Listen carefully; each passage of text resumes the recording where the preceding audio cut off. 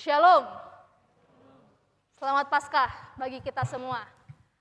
Kita sungguh bersyukur hari ini kita boleh merayakan Paskah kembali secara onsite maupun secara live streaming. Dan spesial tahun ini Paskah kita dihadiri oleh anak-anak sekolah minggu nih. Boleh ambil tangan anak sekolah minggu? Di bawah ada? Di atas ada?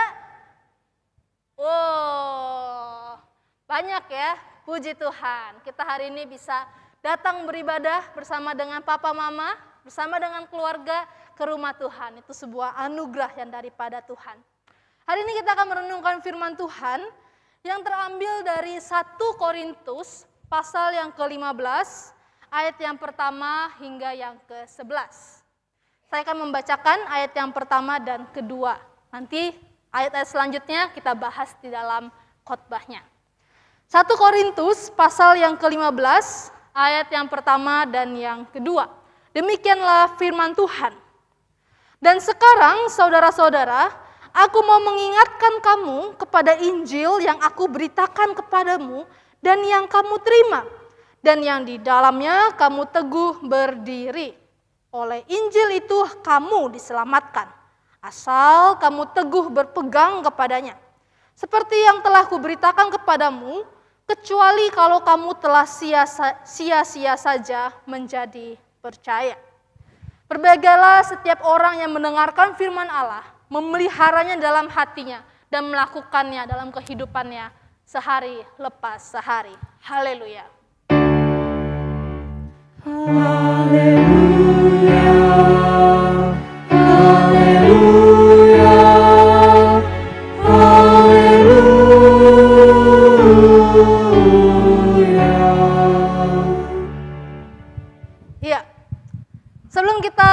Merenungkan firman Tuhan lebih jauh, saya mau meminta ada 2 volunteer yang mau naik ke sini bantuin Kak Paula.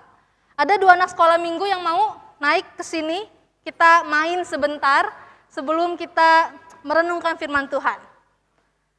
Ayo, boleh dong. Ayo, sini. Oke, satu lagi ada yang mau?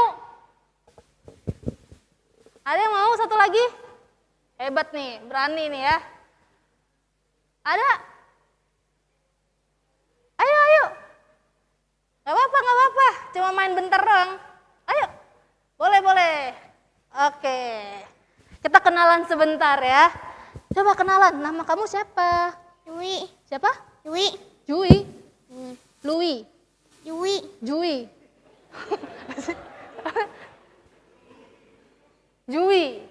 Jui ya, oke Jui. Siapa? Dion. Oke, jadi di depan sini Kak Paula punya balok-balok. Wah, tahu ya mainnya ya. Kita harus mempertahankan bangunan ini jangan sampai ambiar ya, jangan sampai berantakan. Oke, kalau Dion disuruh milih, jangan di atas 3 sini, kamu pilih yang mana yang akan kamu tarik? Langsung tarik. Wow, jangan yang situ ya. Oke, nggak apa-apa. Wow, kamu suka tantangan ya? Luar biasa. Waduh, udah langsung goyang tuh. Oke, Jui. Harusnya Jui dulu ya. Oke, didorong dulu mungkin. Bisa? Didorong dulu. Sut gitu. Terus. Ya, bisa. Tarik dari sini, Jui. Ayo. Terus.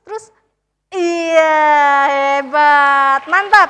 Nah, sekarang Kak Paula mau kasih tantangan ya. Tantangannya adalah Jui tarik yang ini. Bisa nggak, Jui? Apa? Coba pelan-pelan. Wih, easy peasy ya. Sekarang tantangan untuk Dion adalah, bener kan Dion tadi ya? Itu salah lagi. Kamu tarik yang ini, Dion.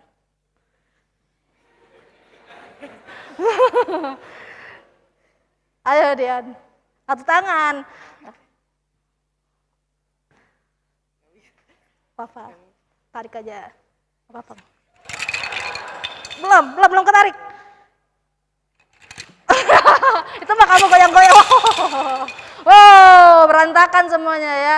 Oke, tepuk tangan semuanya ya. Terima kasih Dion dan Jui. Nih, Kapola kasih sedikit hadiah. Wih. Terima kasih Dion, thank you ya. Jui, thank you. Ya, silakan kembali. Ya, udah nggak apa-apa Dion. Oke. Nah, jemaat sekalian, dari permainan ini kita bisa belajar ya, bahwa ada balok-balok yang kurang penting, yang kalau ditarik itu nggak akan bikin berantakan bangunannya, betul ya. Tapi ada balok-balok yang penting, yang kalau itu ditarik, ambiar langsung semuanya, betul ya. Bapak Ibu saudara sekalian, jemaat yang dikasihi Tuhan, kalau kita mengibaratkan kekristenan itu seperti sebuah bangunan yang terdiri dari balok-balok, balok pengajaran, balok doktrin. Pertanyaannya adalah, balok mana, balok kebenaran Alkitab yang mana, yang kalau dihilangkan, yang kalau dicabut, itu akan merubuhkan seluruh bangunan kekristenan. Balok mana? Jemaat kasih Tuhan Yesus, di dalam perikop ini, 1 Korintus pasal yang ke-15, Paulus sedang menegur jemaat di Korintus yang sebenarnya sedang menarik, sedang membuang balok terpenting dan terutama di dalam kekristenan. Balok apa itu? Yaitu balok kebangkitan. Beberapa orang Korintus tidak percaya kepada kebangkitan orang mati. Dan itu berarti Kristus, Yesus juga tidak dibangkitkan. Mereka nggak percaya akan hal itu. Kenapa?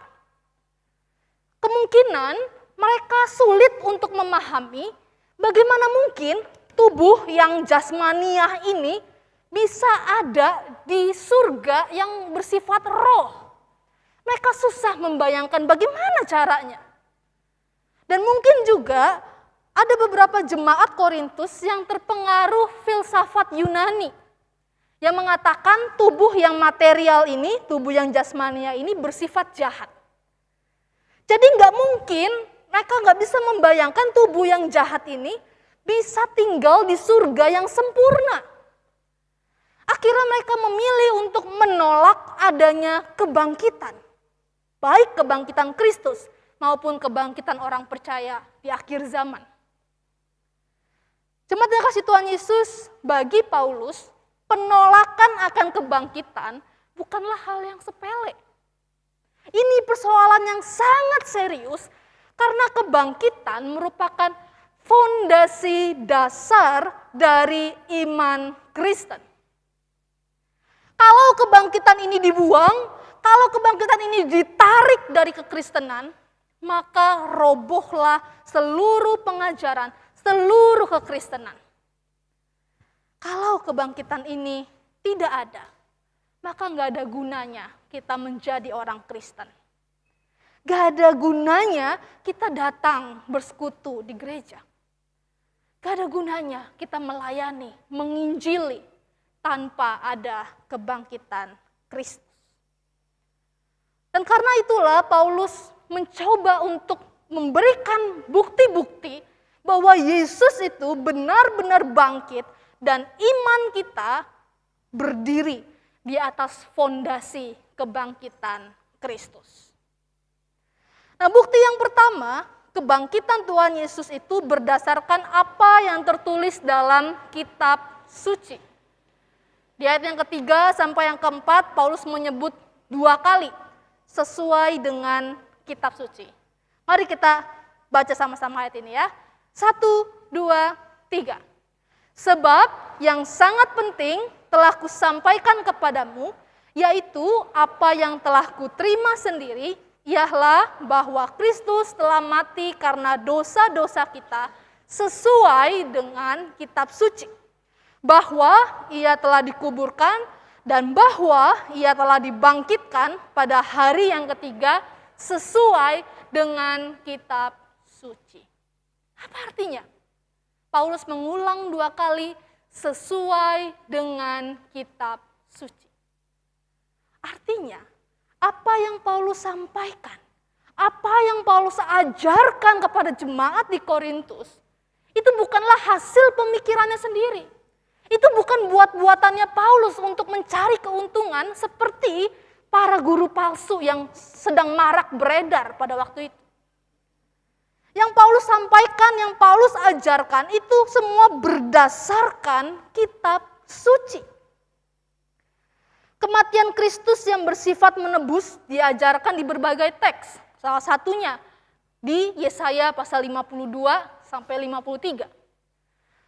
Kebangkitan Kristus itu juga sudah dinubuatkan di beberapa teks. Salah satunya Mazmur 16 maupun Mazmur 110. Jadi ini semua menjadi fondasi dasar dari seluruh gereja dan seluruh pengajaran para rasul. Terima kasih Tuhan Yesus, gereja kita, gereja Kristus Ketapang pun berdiri di atas kebangkitan Kristus. Apa yang diajarkan, apa yang dikhotbahkan, apa yang diberikan nasihat, itu selalu berdasarkan kebangkitan Kristus bagi kita orang-orang percaya. Kalau ada gereja di luar yang fondasinya bukan kebangkitan Kristus, sudah pasti itu bukan gereja yang sehat. Lalu yang kedua, Paulus menjelaskan bahwa kebangkitan Tuhan Yesus itu diperkuat dengan kesaksian para saksi mata. Nah, di sini kita perlu ingat bahwa pada waktu itu belum ada yang namanya kamera, belum ada yang namanya smartphone untuk ngerekam atau apalagi nge-vlog gitu ya. Halo guys, ada Tuhan Yesus di sini nih, udah bangkit nih, ayo Tuhan Yesus say hi gitu ya. Gak ada pada waktu itu. Jadi bagaimana caranya mereka tahu sesuatu itu benar atau hoax? Ya melalui para saksi mata. Dan di dalam budaya Yahudi pada waktu itu, kesaksian dua orang laki-laki itu sudah cukup kuat untuk menegaskan sesuatu itu benar atau hoax. Nah, mari kita lihat siapa saja yang Paulus tulis sebagai saksi mata kebangkitan Tuhan Yesus. Itu ada di ayat yang ke-5 sampai yang ke-8. Ayat yang ke-5 Paulus menulis bahwa Yesus menampakkan diri kepada Kefas. Siapa ini Kefas? Ada yang tahu siapa ini Kefas? Kefas ini adalah nama lain dari Petrus. Simon Petrus, murid Tuhan Yesus. Lalu Yesus juga menampakkan diri kepada ke-12 muridnya. Di ayat yang ke-6 Tuhan Yesus juga menampakkan diri kepada lebih dari 500 saudara sekaligus. Dan kebanyakan dari mereka masih hidup sampai waktu surat ini ditulis. Artinya, jemaat Korintus silakan kamu tanya sendiri sama saksi-saksi lebih dari 500 saudara ini. Untuk menanyakan Yesus itu bangkit atau tidak. Lalu di ayat yang ke-7, Yesus juga menampakkan dirinya kepada Yakobus, kemudian kepada semua rasul. Nah, kita perlu ingat, Yakobus di sini bukanlah Yakobus anak Zebedeus, murid Tuhan Yesus, bukan. Yakobus murid Tuhan Yesus sudah mati, dihukum oleh Herodes di Kisah Rasul pasal 12. Jadi Yakobus di sini adalah saudaranya Tuhan Yesus, adiknya Tuhan Yesus. Dan yang terakhir, di ayat yang ke-8, Tuhan Yesus juga menampakkan diri kepada Paulus. Di dalam perjalanannya ke Damsyik, Paulus melihat Yesus yang bangkit itu. Nah, coba adik-adik bisa hitung, ada berapa banyak saksi mata yang Paulus tulis? 500, 512, 514.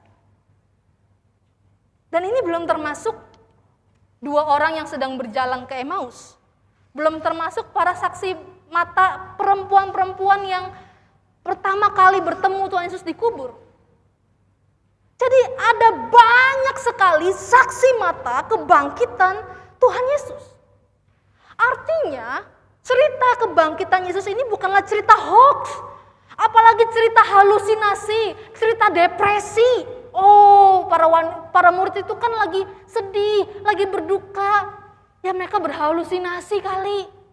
Oh, nggak mungkin.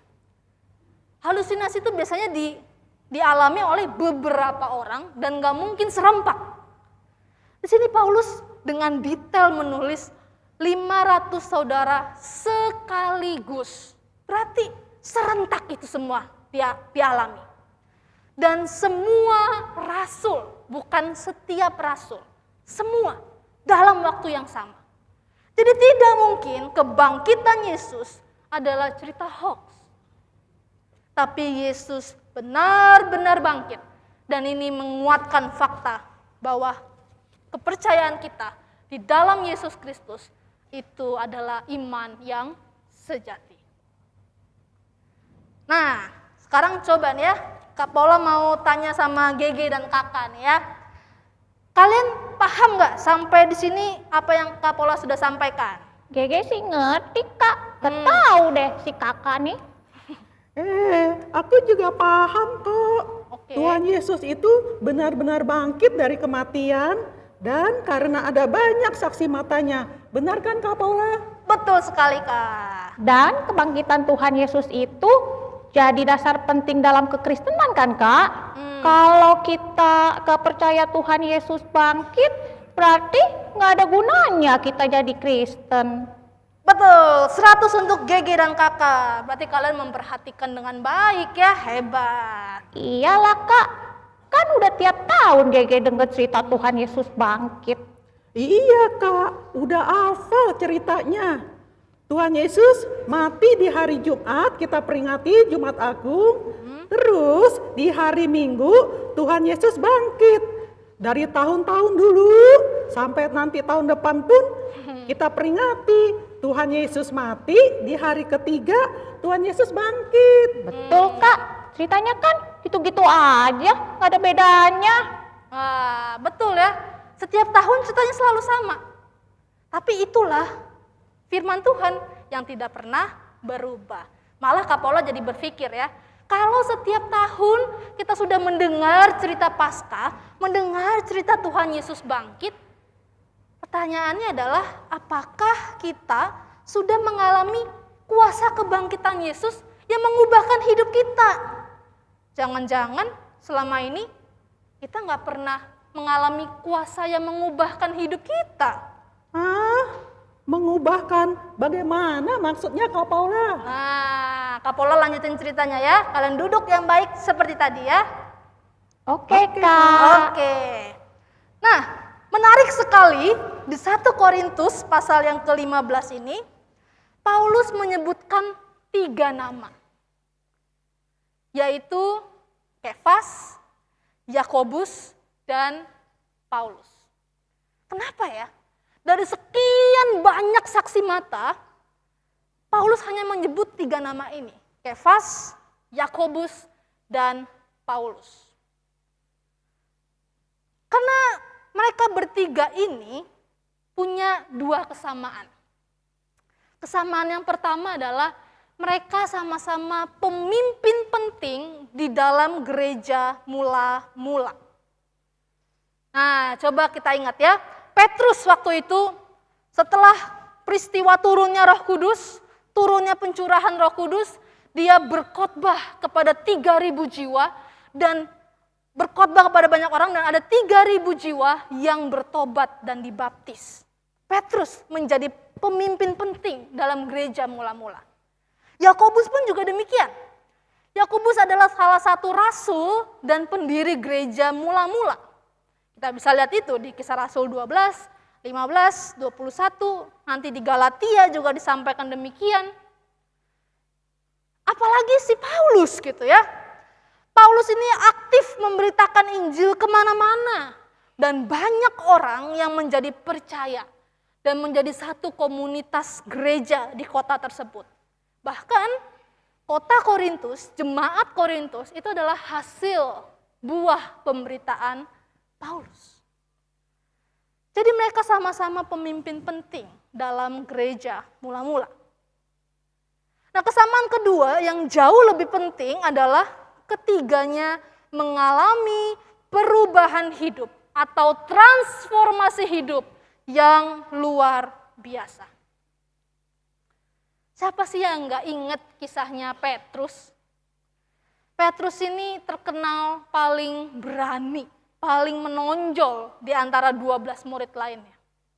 Bahkan dia pernah berani di depan teman-temannya, dia bilang, Tuhan, sampai mati pun aku ikut engkau. Wow. Dan bahkan Petrus ini berani ikut pengadilannya Tuhan Yesus. Tetapi murid yang berani ini gagal dan takut. Sehingga dia menyangkal Yesus 3 kali. Tapi yang menariknya adalah murid yang penakut dan gagal ini kemudian hari dengan penuh keberanian berkata kepada para pemimpin Yahudi yang sedang menganiaya dan mengancam nyawanya. Dia berkata, silakan kamu putuskan sendiri. Mana yang benar di hadapan Allah? Taat kepada kamu atau taat kepada Allah?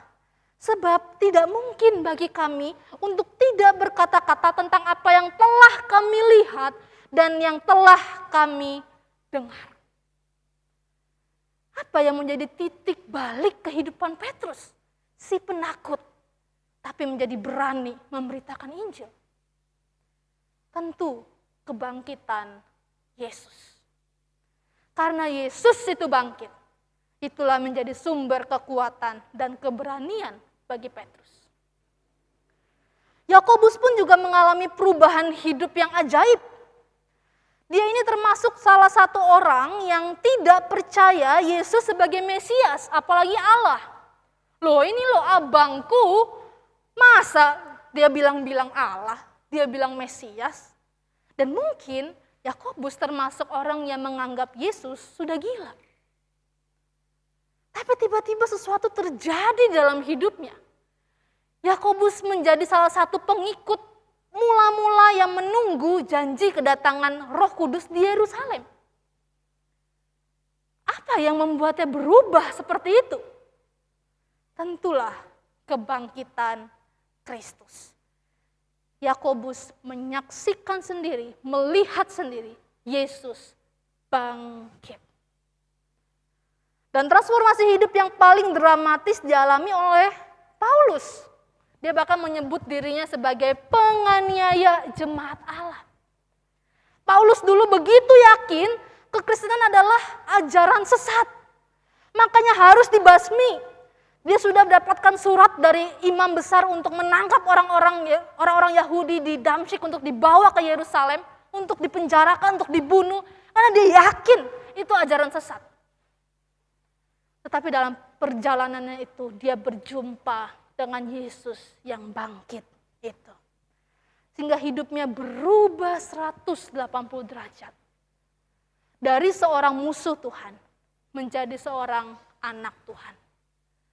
Dari seorang penganiaya jemaat menjadi pemberita Injil yang teraniaya. Tentu itu semua terjadi karena dia melihat sendiri kebangkitan Yesus. Dan kita lihat perjumpaan Paulus dengan Yesus yang bangkit itu membawanya pada perasaan gak layak menerima anugerah keselamatan itu. 1 Korintus pasal 15 ayat 9 katakan, karena aku adalah yang paling hina dari semua rasul. Bahkan tidak layak disebut rasul. Sebab aku telah menganiaya jemaat Allah. Jemaat kasih Tuhan Yesus, dari cara pandang manusia, masa lalu Paulus sudah pantas dikatakan gak layak jadi rasul Tuhan. Layak kamu jadi anak Tuhan. Jemaat kekasih Kristus, mungkin kita juga merasakan yang sama seperti Paulus. Kita hari ini datang ke ruang ibadah ini, kita datang mengikuti ibadah ini dengan perasaan gak layak, gak pantas. Saya sudah berdosa, saya sudah melakukan hal yang menjijikkan. Saya gak mungkin diampuni Tuhan. Saya gak pantas untuk membaca Alkitab, saya gak pantas memuji Tuhan. Tapi dengarlah firman Tuhan hari ini. We are all broken. We are all sinners. Gak ada yang lebih baik di gereja ini. Gak ada yang lebih benar di tempat ini. Kita semua hancur. Kita semua rusak. Karena itu jangan hanya melihat kesalahan dirimu. Jangan hanya melihat pelanggaran-pelanggaran kita. Tapi mari memandang kepada apa yang Yesus sudah lakukan. Apa yang Yesus sudah kerjakan di dalam hidupku dan di dalam hidupmu. Karena itulah yang Paulus lakukan. Di tengah ketidaklayakannya, di tengah keberdosaannya, dia memandang kepada salib Kristus yang menguduskan dia. Sehingga di ayat yang ke-10 dia berkata, tetapi karena kasih karunia Allah, aku telah sebagaimana aku ada sekarang. Aku telah bekerja lebih keras daripada mereka semua. Tetapi bukannya aku. Sekali lagi Paulus katakan, melainkan kasih karunia Allah yang menyertai aku. Di sini Paulus bukan sedang membanggakan dirinya. Oh, aku nih loh lebih keras kerjanya dibandingkan semua rasul yang lain. Dibandingkan murid Tuhan Yesus yang lain. Oh enggak. Paulus dengan cepat mengatakan, bukan aku. Melainkan kasih karunia Allah di dalam hidupku. Bapak Ibu sekalian, itulah orang-orang yang bertemu dengan anugerah Tuhan. Merasa diri gak layak, merasa diri gak pantas, merasa diri berdosa. Tapi gak berhenti sampai di situ. Tapi mulai melakukan sesuatu bagi Tuhan. Mulai bekerja keras bagi pemberitaan Injil. Mulai melayani dengan keras, dengan talenta karunia yang Tuhan percayakan. Memberikan diri seutuhnya kepada Tuhan. Itulah orang-orang yang berjumpa dengan anugerah Tuhan. Dan di sini kita lihat, karena Yesus bangkit, ada terjadi perubahan hidup yang luar biasa kepada Petrus, kepada Yakobus, maupun Paulus. Pertanyaannya adalah bagaimana dengan kita hari ini? Mungkin kita sependapat dengan GGKK, bahwa sudah berulang kali mendengar cerita Paskah, sudah bertahun-tahun mendengar cerita kebangkitan Yesus. Tapi mari kita merenungkan sekali lagi, apakah sungguh hidup kita mengalami kuasa kebangkitan Yesus yang mengubahkan hidup kita. Saya akan mengilustrasikannya dengan hal ini. Bisa bantu.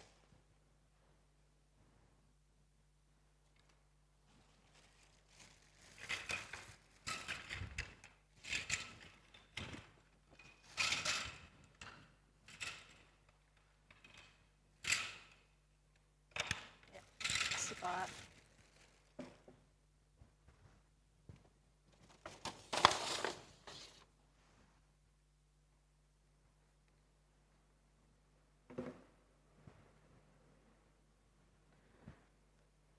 Jemaat kasih Tuhan Yesus, gelas di depan ini ibaratnya hidup kita.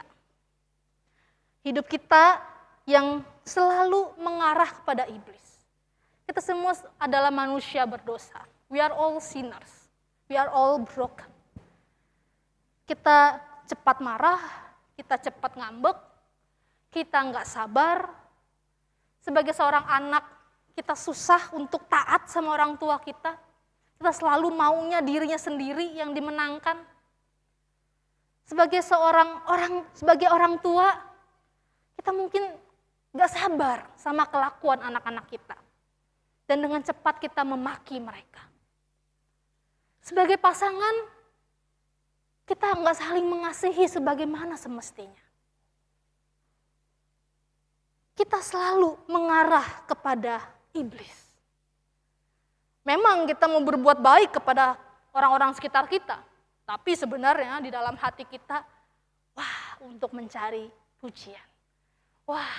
Suatu kali kamu bantuin saya dong. Bahkan mungkin ada terucap di dalam mulut kita, kalau kamu berbuat baik, aku akan jauh lebih baik daripada kamu. Tapi kalau kamu berbuat jahat, oh jangan macam-macam. Saya lebih jahat lagi daripada kamu. Oh, hidup kita selalu mengarah kepada iblis. Dan ini menuju kepada kebinasaan. Tetapi sungguh bersyukur kepada Allah, kita memiliki Allah yang begitu mengasihi kita, Allah yang peduli kepada kita. Sehingga dia mengutus anak yang tunggal, Yesus Kristus. Dia mengutus Yesus untuk memberitakan pengampunan, memberitakan pertobatan, memberitakan keselamatan di dalam Allah. Dan bukan hanya memberitakan, dia bahkan mati di atas kayu salib untuk menebus dosaku dan dosamu. Kalau Yesus hanya mati, maka buat apa kita percaya sama Allah yang mati, bukan? Tetapi di hari yang ketiga, dia bangkit. Dia bangkit untuk mengubahkan hidup kita. Sehingga setiap kita yang awalnya hidupnya mengarah kepada iblis, selalu berbuat dosa, selalu berpikiran yang tidak baik, selalu mencari keuntungan diri sendiri. Gak mau peduli sama orang lain, yang penting aku, dan aku. Tetapi sejak Yesus mengubahkan hidup kita, Yesus bangkit. Sehingga hidup kita sekarang bukan lagi mengarah kepada iblis, tetapi mengarah kepada Allah. Karena Yesus, hidup kita mengarah kepada Allah. Karena itu cara hidup kita juga harus berubah. Dari yang mengikuti kehendak iblis dan segala hawa nafsu kita, sekarang mengarah kepada Allah. Memberikan diri sepenuhnya kepada Allah. Melayani segiatnya untuk Allah. Bekerja keras bagi pemberitaan Injil. Sebagaimana Paulus lakukan. Nah itu Bapak Ibu saudara sekalian, saya mau menantang setiap kita. Bagaimana hidupmu dan hidupku hari ini? Mungkin kita bertanya-tanya, saya sudah sering mendengar cerita Paskah, tapi hidup saya nggak diubahkan. Kenapa? Jangan-jangan memang kita nggak pernah ketemu Tuhan. Kita nggak pernah mengalami anugerah yang begitu menguasai diri kita. Jangan-jangan memang kita nggak pernah mengundang Yesus masuk dalam hati kita. Oh ya, saya ke gereja setiap minggu. Oh ya, saya baca Alkitab. Tetapi kita nggak pernah mengizinkan Tuhan yang bertahta di hati, pikiran, dan kehendak kita. Masih kita yang pegang kendalinya. Karena itu Bapak Ibu saudara sekalian, mari di hari Paskah ini kita kembali kepada Allah. Mungkin kita tidak pandai menginjili, mungkin kita tidak pandai berargumentasi, memberitakan bukti-bukti Yesus itu bangkit. Mungkin kita nggak terlalu bisa melayani di depan, takut, minder. Tapi dengarlah firman Tuhan hari ini, Bapak Ibu saudara sekalian, jangan berkecil hati. Melalui hidup, orang bisa lihat Yesus hidup atau tidak. Waktu kita berkata, waktu kita nongkrong, ngobrol sama teman, sama tongkrongan, apa yang keluar dari mulut kita? Apa yang keluar dari sikap kita? Orang bisa melihat Yesus itu bangkit melalui hidup kita. Melalui kasih kita, melalui pengampunan yang kita berikan, melalui kesabaran yang kita berikan.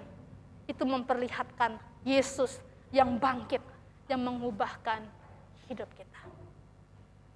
Maukah kamu diubahkan oleh kuasa kebangkitan Yesus dan menjadi saksi-saksinya? Kak Paula, Ya, aku mau Kak mengalami kuasa kebangkitan Yesus. Iya, aku juga Kak Paula mau menceritakan kebangkitan Yesus kepada orang-orang di sekitar rumahku. iya, betul. Kiranya Roh Kudus menolong setiap kita menjadi saksi-saksi Tuhan bahwa Yesus bangkit melalui perubahan hidup kita. Amin. Mari kita berdoa.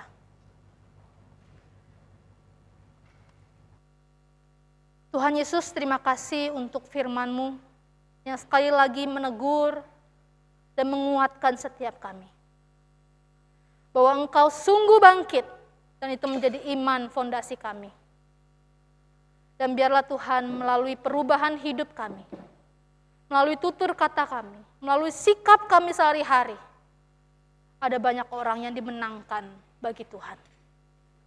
Tuhan tolong kami yang terbatas dan lemah ini. Roh Kudus tolong mampukan kami menjadi saksi-saksi-Mu yang setia. Dalam nama-Mu Tuhan Yesus kami sudah berdoa. Amin.